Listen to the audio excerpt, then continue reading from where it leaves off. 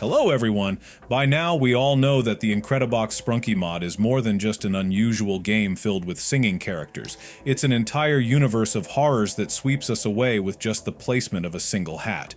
With each new mod release, the atmosphere only grows darker, and the scares seem to multiply. But can anyone truly be saved from this lurking danger? According to the developer's original storyline, some characters do indeed meet their tragic end, leaving us with only two possible outcomes. Either some miraculous twist can prevent these deaths, or after a series of dark events, all of the Sprunki somehow pull through. There are still a few survivors, those who manage to evade Wenda and other killers whose identities remain a mystery. But it made me wonder, is it possible for absolutely everyone to survive?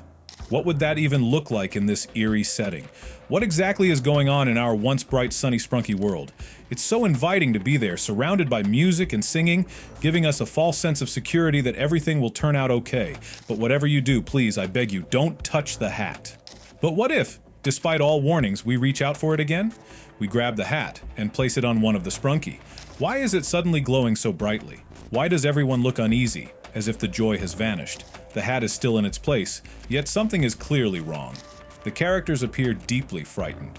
Where is the terror we were promised? Where's that descent into a terrifying underworld filled with haunting sounds, where so many characters met tragic fates, others were injured or paralyzed with fear, and some transformed into monsters? The music still resonates with an eerie, unsettling quality, but what exactly just happened? What did we unleash by placing that hat? Incredibox mods are a true testament to the creativity of fans.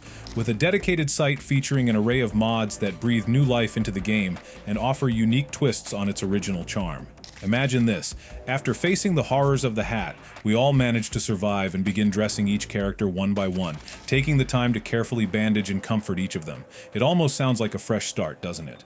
Though they've made it through, our characters aren't as cheerful as they once were. Take Gray, for example. He still wears a look of fear, but he no longer seems haunted, as if he's found a little bit of calm knowing he doesn't need to fear anyone anymore. And what about Wenda? How is she doing? Then there's a somber face that catches our eye. Is that white and black on the same wavelength of melancholy? Even she seems a little down despite everyone surviving. But wait, it seems like she's trying to put on a brave face, singing and smiling, though we can still sense a hint of unease. Look, they all made it through. Brud, Ratty, Orin, Pinky, they're all here fully healed and restored, though we're not entirely sure how they managed it. And this right here is the beauty of a happy ending. If we were wishing for a positive outcome, we finally found it. As for the music accompanying this peaceful scene, you might be wondering how it sounds. Surprisingly, it's not all that different from the haunting tunes we heard in the terrifying world of Sprunki. The melodies echo the same eerie quality, reminding us of everything they've been through, even as they move forward, perhaps forever changed. So even with everyone saved, the Sprunki's eerie sounds persist, leaving an unsettling undertone that contradicts the notion of a happy ending. It feels like the shadow of something dark lingers, suggesting that while they survived, they can't entirely escape what's happened. Wenda and Black are still around, peacefully sitting among their bandaged would-be victims, yet they look sad, as if disappointed their dark plans didn't unfold. Although no one was lost and all injuries were healed, the Sprunki's expressions hint that they've endured something harrowing. It's as if we're stuck between a happy and tragic ending. Everyone's alive, but the unease remains, hinting at the horrors they experienced. I have a few theories on how everyone might have survived. First, there's the possibility that Black actually saved them all. Oddly enough, we could pin the blame on him again, as everything seemed to spiral after he put on the hat. One theory is that Black hypnotized Wenda in the original storyline, causing her to attack the others under his influence. It might sound strange, but imagine Wenda picking up the knife on her own, only for Black to ultimately fight her off, perhaps to protect the other Sprunki. His exhausted, almost haunted expression would make sense. He prevented a massacre, but at great personal cost. Jevin might have played a part too. Described by the developer as a calm cultist, he could have offered a guiding hand in steering the group to safety, and some Sprunki avoided becoming monsters, even though they had the potential to transform. In the original, certain characters like Simon possessed the ability to morph into something sinister, and in this scenario, he might have even attacked Brood, injuring him severely. Brood's bandaged head hints at such a conflict, as though he narrowly escaped a fatal encounter. So, while the dark power of transformation still exists in this mod, everyone somehow managed to come out alive, albeit scarred and visibly shaken by the ordeal. In this intriguing second version of the story, it appears that Wenda's dark ambitions never truly came to fruition. She simply couldn't bring herself to harm anyone at all. As a result, everyone managed to emerge from this harrowing experience alive, albeit in a state of shock and confusion.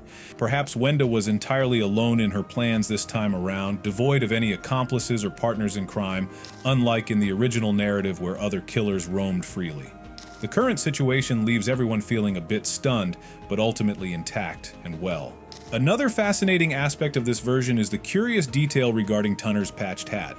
In the original storyline, we remember that Wenda shot him in the head with his own weapon, leading to a tragic end. However, in this alternate reality, he appears to have survived with only a damaged hat that required some patching up. This raises an intriguing question. Did Tunner's head have some sort of armor that deflected the bullet? Or perhaps, much like Brood, he possesses an unusually small brain that allowed him to survive the ordeal relatively unscathed. In the original tale, Brood is able to continue living without sustaining critical damage because of his tiny brain, so it's entirely plausible that Tunner shares this peculiar trait in this mod. A bullet might have merely punctured his hat, leaving his head unharmed. Then there's Owax, who, much to our surprise, comes out of this version entirely unscathed. Unlike in the darker, nightmarish scenario where his jaw was viciously ripped off, here he stands without a scratch on him. This detail leads me to contemplate whether the creator of the mod is subtly suggesting a theory where Owax himself could be a potential killer. In this scenario, he had no need to inflict harm upon himself in order to divert suspicion or to maintain a facade. He simply exists in this world as a perplexing figure. The only character who seems to have genuinely lost something in this version is Veneria. The mystery looms large. Who took her eyes? Despite this significant loss, she appears to be okay. She's no longer grimacing in terror, which raises even more questions. Where could her eyes have gone? Veneria has always been a bit unconventional. Even in the canon, she is depicted as having a peculiar plant growing inside her. It seems that this plant may have taken over completely, claiming her eyes as part of its growth cycle. Could it be that our mysterious doctor managed to extract this invasive plant from her, saving her eyes in the process? That would be a remarkable feat of medical intervention. On the other hand, there's a possibility that new eyes will sprout for her, considering she is such fertile ground for plant life. Alternatively, it's also plausible to think that she has simply chosen to close her eyes for now, either to shield herself from the horrors around her or to retreat into her own world of healing. As we ponder these intriguing developments, I encourage you to share your thoughts in the comments. Did you enjoy this mod? Do you think these new endings enhance the characters' narratives, providing depth and resolution?